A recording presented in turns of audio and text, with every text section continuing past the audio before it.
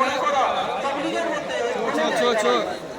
আমরা আসতে পারি মসজিদের মধ্যে যে সমস্ত ইলমের হালকা তাফসীরের হালকা কায়েম হচ্ছে সে সমস্ত তাফসীরের হালকাতেও তাদেরকে বসিয়ে দেবে।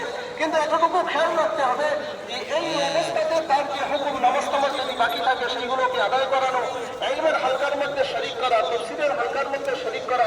হযরত বলছেন যে তাফসীরের হালকার মধ্যে আমাদের সাথীরা জিজ্ঞাসা করে শরীক হবো না বলছে তো আজীব ব্যাপার।